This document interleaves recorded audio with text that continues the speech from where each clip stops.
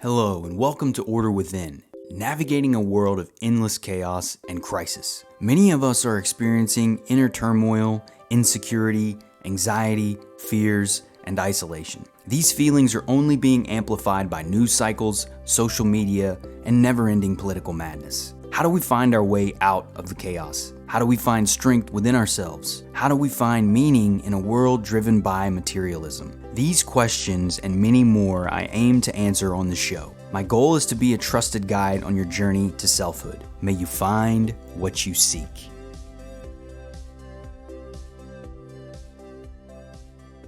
Hello and welcome to Order Within. I'm your host, Brandon Ward.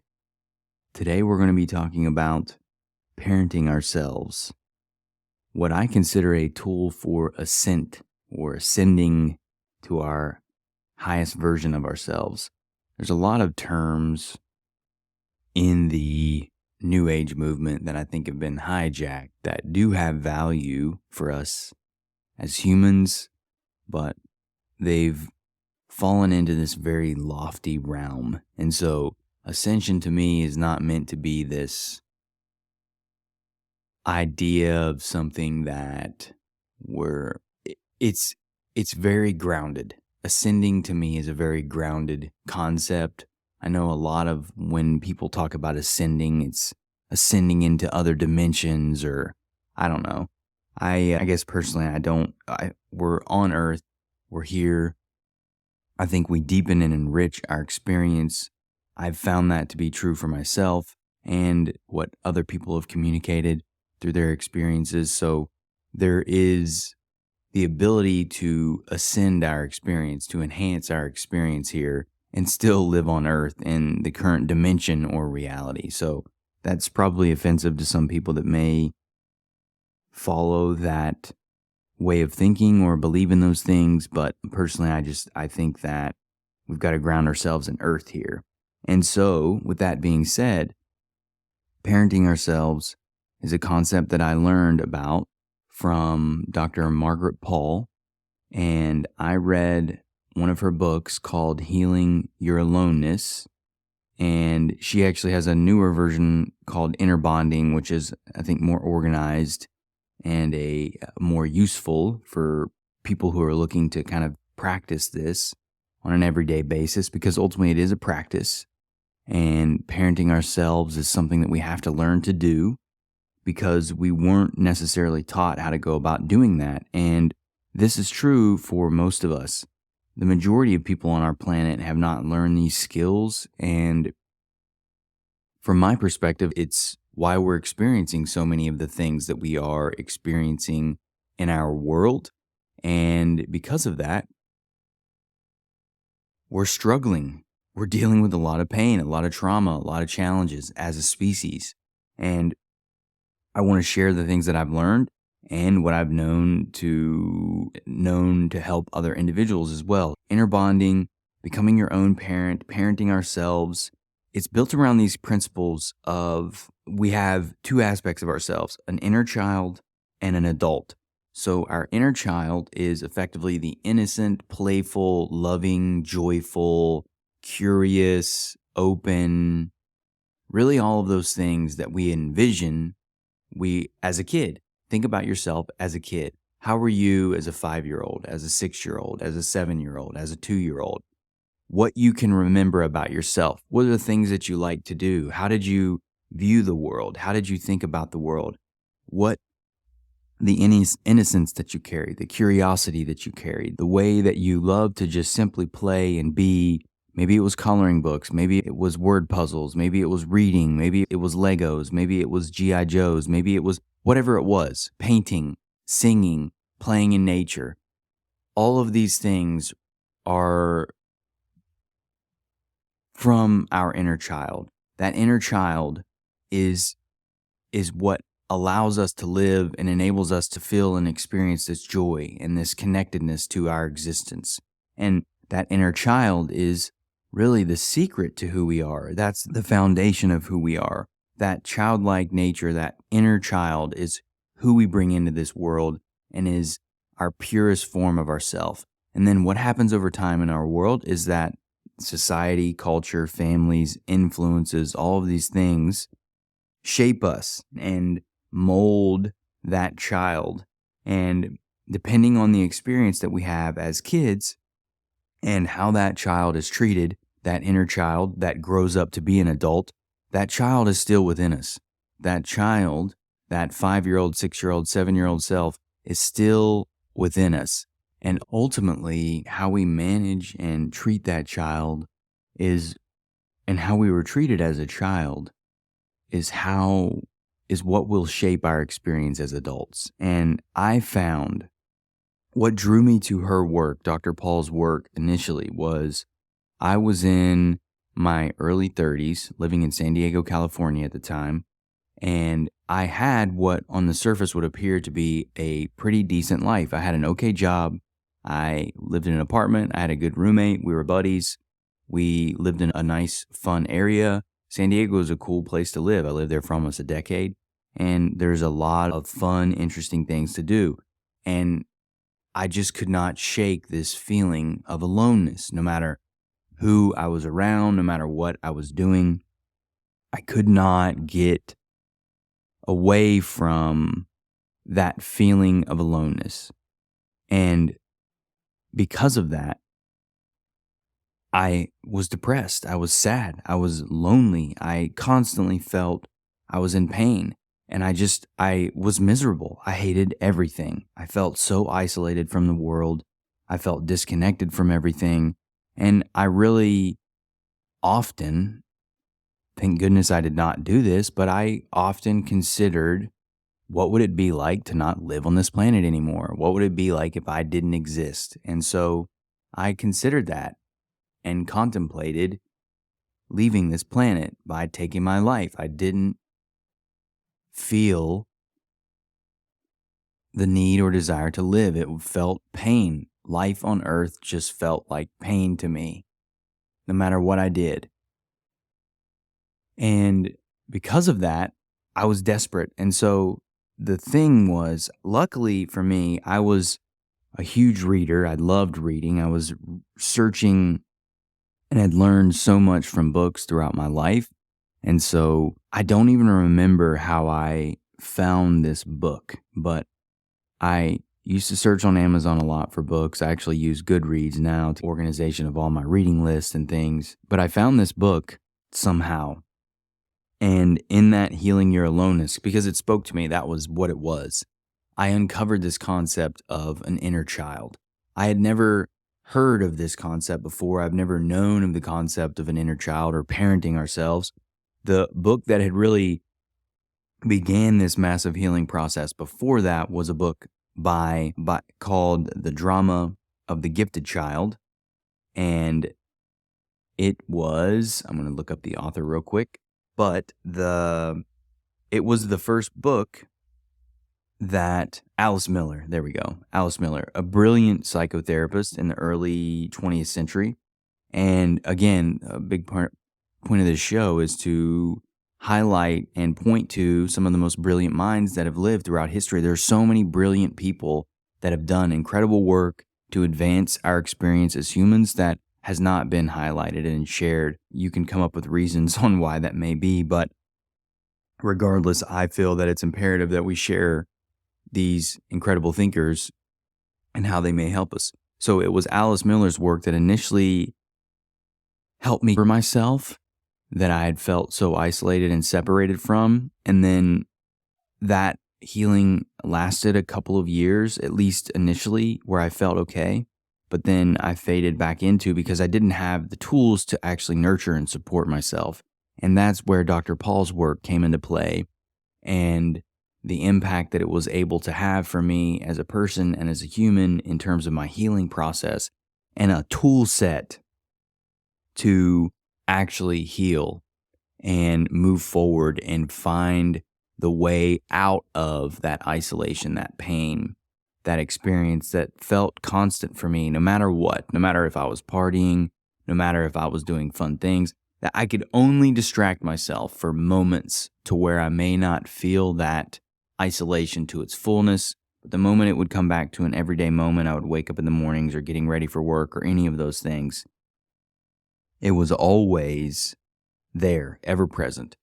And until I found this book and these tools, I was like that. But once I uncovered that there's an inner child within me, and that little boy had not really been nurtured and cared for. And I love my parents. I hope my father is resting in peace. And my mother, I love her as well. They did the best they could. All of us as humans are often wounded, though. And until we learn of these things, until we heal, it just creates a cycle of the same type of wounding. And we don't even realize we're doing it. We don't even know that we're wounded. We don't even know how to get out of the situation that we find ourselves in. And we often go about treating others the way that we go about treating ourselves. And that, for me, is really where the concept of this entire show comes from, is because when we're disconnected from ourselves and we don't recognize within ourselves this sacred human, this sacred self, the inner child, and the adult self, it's the combination of those things that makes up our sacred self. But until we recognize those pieces, it's impossible to heal from and move out of these cycles of destruction and pain. And so because of that, I've realized these inner changes are what allows us to outer influence the world, to make the impact of an outer world. And through those tools, through nurturing ourselves, what you do is you literally treat yourself like a child. You go and you listen as the adult in the relationship. You imagine your child as they were, a 5-year-old, 6-year-old, whatever it may be. You want to allow that child to present itself as it is to you. For some people, it may be an 8-year-old self, a 10-year-old self, a 4-year-old self, whatever it may be. Mine tends to feel around like that 5 to 8 range often. And so I began to communicate with him. I began to listen to him and allow him to speak freely.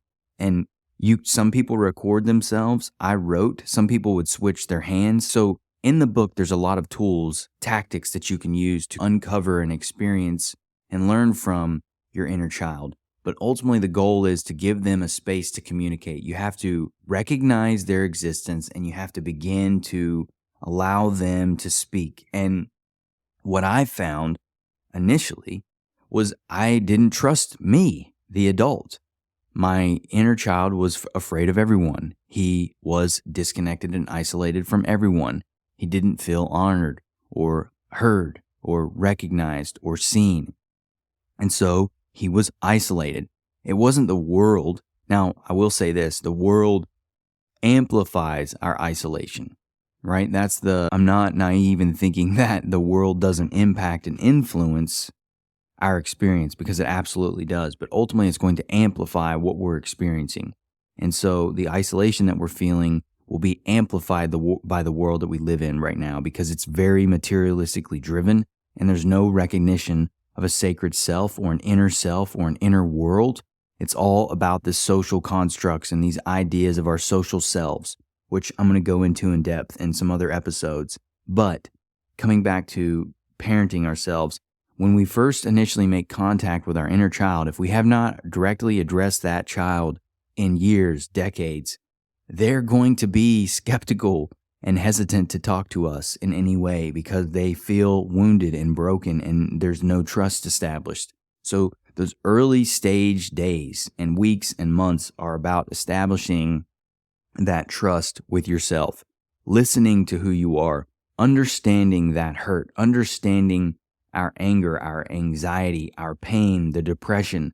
There is stories underlying these feelings. Our feelings are communicating to us signals that things are off. If we are consistently depressed, sad, anxious, isolated, something is happening within ourselves. These are signals that we have to call to. Now, I'm not saying that this will work for everyone, because it won't. Some people genuinely have biological imbalances and they need medication or they need medical help to push them and give them the mental balance required externally through therapies and medications and things. So I'm not a doctor. I'm not pretending to be a doctor. I'm just sharing my experience and what I've known has helped other people. My wife is an example. Her and I talked about this concept. She had not known about this.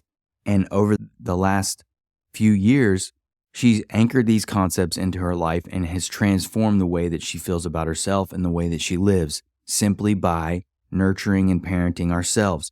Just a recognition that you can feel, though, oftentimes by seeing that child and just being there for that child and loving that child and doing our best to be honorable parents. And that's the difference, is envision your ideal parent. What did you want as a child in your parents? What did you want? Did you want to be loved? Did you want to be accepted? Were there hobbies that you wish you could have done that you would have been supported in and nurtured? What did you not get to do? What was suppressed? What was not accepted in your true form by the environment that you were a part of? These components are critical to uncover because that is the things that make you who you are in your true, authentic state. And by offering the space for your child to speak of these things, to communicate to you what they need, what they want, why they're hurt, how angry they may be at us. When I started communicating with my inner child, he was angry at me, not even necessarily my parents. Because I was an adult at this point and I had not done anything up to this point and was wondering where I had been for so long. And that's the thing. Like, the key is to listen, to be honest with your child and allow them to speak freely, and to just hear it, to empathize, to recognize, you know what? Like, that's valid to feel that way. It's valid that you feel that way. That's a valid experience or feeling to have, considering that I've ignored you for 30 years. Or it's a valid experience that you're angry with me because I haven't taken this time to care for you. It's a valid feeling that you are distrusting because I have not listened to you for decades. And this may sound weird. I understand that. I felt very odd at first when I was doing this because it's talking to yourself. But one of the things that I've absolutely found is that self-talk, we do it anyway. We're doing it in our heads. Regardless whether we're verbalizing it or not, there's tons of thoughts and feelings flowing through our minds all the time that are influencing the way we feel about ourselves, and they are either discrediting or supporting who we are as humans. And so there are absolutely tracks that are running in our mind regardless whether we're verbalizing them out loud or not. So I started to verbalize these things with myself and journaling a lot and allowing the space for my child to speak and learning about what he wanted, who he was, why was he so upset, why was he so isolated. No wonder he felt isolated. I realized that it wasn't the world and the fact that I didn't, my friends or anything. It wasn't externally driven nearly at all. Now, through this process, I realized that I didn't want to be in the job that I was doing. I didn't necessarily want to be hanging out with some of the people that I was. And I didn't even really want to be where I was at that time. But that was only uncovered once I realized who I was and started to communicate with this inner child who was sharing with me what really mattered, what was important, and what I had forgotten and lost sight of over the decades of my life. And that's where the feeling of isolation came from. I was isolated from myself. Not the world, but myself. So that's a key thing to recognize. If you're feeling these things, if this sounds familiar, if you can recognize this experience and the darkness, the isolation, the depression, the sadness, if those are common traits in your life right now, and the concept of parenting yourself is not something that you've learned about before, I want to ask you to explore these concepts, to begin those conversations. Reach out to your inner child. Start journaling. Start recording messages, whatever it may be, to allow that child to speak. Find that child within you. They are in there. They're waiting to be discovered and loved. And the thing that's most magnificent about this is that whatever happened as a child does not have to happen as an adult, because we now have the ability to parent ourselves in the way that we wish we could have been parented as a child. We're not just a child. So when you see that 5-year-old or 6-year-old or whatever it is, you can now go to them and say, hey, I'm sorry. I'm sorry that I abandoned you. I'm sorry that I haven't listened. I'm sorry that I wasn't there. And I know it's going to take time to build trust, but I promise you I'm going to do better. I'm going to make changes. I'm going to be here for you. I'm going to make the effort to learn and do things intentionally to honor you. And that's where you start to take action around that. And it can be small. For me, and Dr. Paul recommends these things. I got a small teddy bear that represented my inner child, and I kept that teddy bear on my bed, and I would talk to that in moments as it was my child. Now, again, I know this may sound crazy, but if you're desperate enough, if you're feeling these things, then talking to a teddy bear as your inner child isn't that crazy if it means you can heal and have a life of fulfillment and meaning. It's not that crazy. And so because of that, it's those little micro actions that we start to do. We start to check in with our child. How are you feeling about this? How do you feel about this activity? How are you feeling about the show that we're watching? How are you feeling about what we're reading? How are you feeling about the music we're listening to? How are you feeling about the people that we're hanging out with? All of those things, all of that communication is what a loving adult would do to a child. A loving adult would check in with the child. They would honor and respect them, but they would also draw boundaries. They would be disciplinary when needed. You have to imagine that this is an actual child. And if you were responsible for a real child, a living child, what would you do? How would you honor that child? If a child was crying and sad on the side of the road, if you came upon your inner child and they were upset and sad, would you bend down to them and ask them what's wrong? Can you help? Talk to me. What can I do to help you? That's the process. It's not a magic thing. You have to do it bit by bit, and it's done over time. It's done day by day in these small actions that prove to your child. Now, you're going to make mistakes, and that's okay. You have to recognize them. You have to recognize the mistakes that we make, because we do make mistakes. We're humans. We're not perfect. No one is. I'm going to do an episode on the growth mindset, probably a couple, maybe even a series on it, because it's so critical. But this comes back to that, the growth mindset. If you're unfamiliar with that, the growth mindset is built around the entire premise that mistakes, challenges are a part of the growth process, and that we're absolutely going to do them. We're going to make mistakes as long as we're learning and growing, though, and getting better. That is part of the process of growing. Making a mistake and learning from it is the growth process. So expecting that we won't make mistakes is a mindset set up for failure. And so we have to realize that we will fall, we will drop the ball, we will forget, we will make mistakes. Because these are habits that have been built up over long periods of time. But it is possible to change. It is possible to make this difference and nurture ourselves in a way that allows us to heal this isolation, this aloneness, this depression, and become the parents that we never knew. And so I think what I would like to do is dive deeper into concepts and tools around actually parenting ourselves. This episode is talking at a high level of kind of what this even means and how you begin doing this. I would recommend reading Inner Bonding, Dr. Margaret Paul's book, because there is a lot of tools in there. But I think having an episode around the specific tools in there that we can use would be helpful too. But I'm telling you, this process doesn't need to be super formal.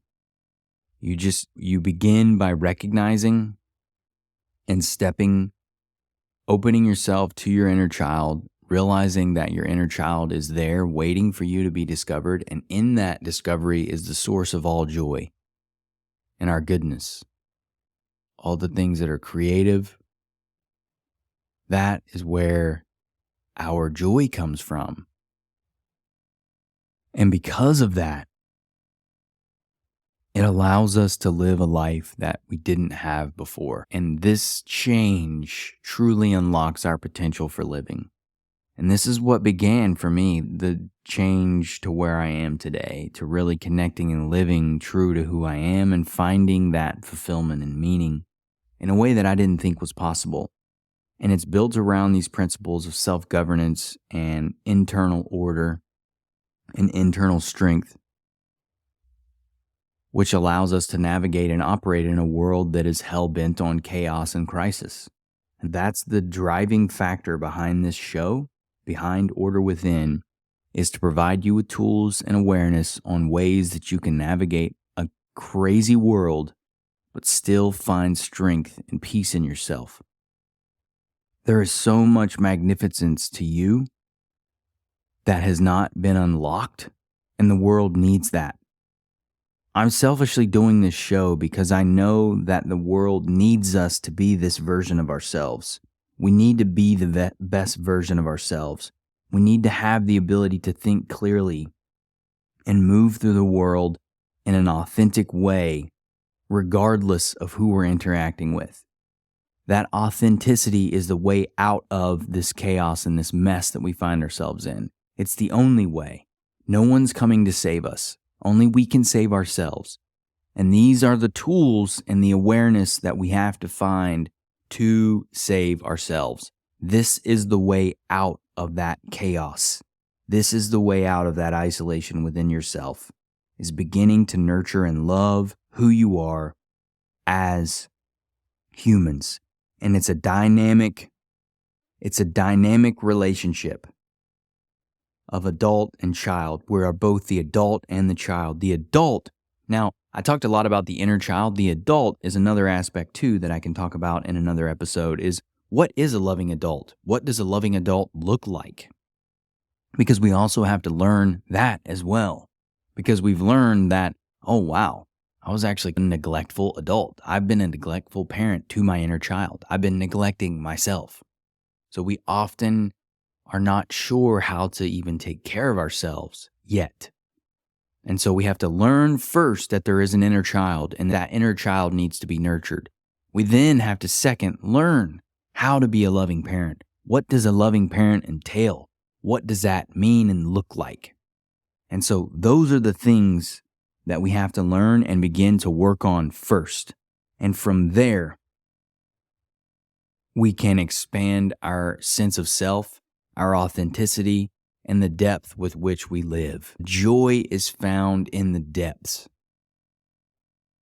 I'm just very excited to be sharing these concepts and organizing these thoughts because it's something I've been thinking about for a very long time. And I've put a lot of time and effort in my life learning these things to try and uncover what it is that we need to be successful, healthy, authentic, happy human beings.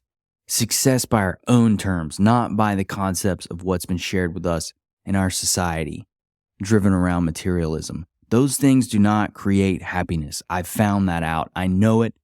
So many other people know it. So where does the true concept of happiness and authenticity come from? It comes from within us. And if we're out in the world pretending or trying to appear to be something, we're only severing ourselves from ourselves. And that's that isolation. It's the isolation from ourselves. And if we're not nurturing who we are, if we're not loving ourselves from within, then we will feel isolated and disconnected in this world because it's a lonely, depressing place when you don't have that connection to who you are. And that child, that inner connection, is the bridge and link to the infinite cosmos, because the depth of the self and what we have available to us is insane. And this is just scratching the surface, but there's so much beyond what we see in our world that allows us to live a life of meaning and fulfillment if we take the time to uncover and connect with who we are and do the work. This is not easy. I can promise you that. Accept that now. Embrace that now. Know that this is a challenge you will have to face. It is an uphill battle, but you can absolutely achieve this level of connection and love for yourself that can transform your life. I know it's possible. I've seen it happen in other people. You just got to organize these tools and thinking to empower yourself to live the way that you wish to live. So, with that being said, I'm going to go ahead and wrap the episode here. I'm going to record a few other episodes. I'm really excited to be doing this. I hope, if anybody's listening, I hope you're enjoying it. And I hope you're learning and finding meaning and usefulness in this content, because that's the whole purpose, is to give you tools and empower you to hopefully be the best version of yourself that you can. Because the world needs you. The world needs us to be our best selves. We are in a crisis of identity and so many other crises in the world. And without our best versions of ourselves, our authentic selves, we won't get out of this. We won't be able to find the solutions that we need.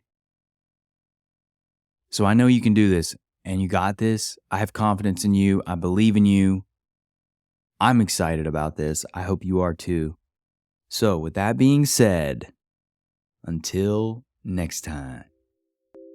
Thank you for listening to Order Within. If you found the episode helpful, please consider sharing, rating, and subscribing. New episodes will be released every Thursday at 11 a.m. Eastern Standard Time. Until next time, y'all.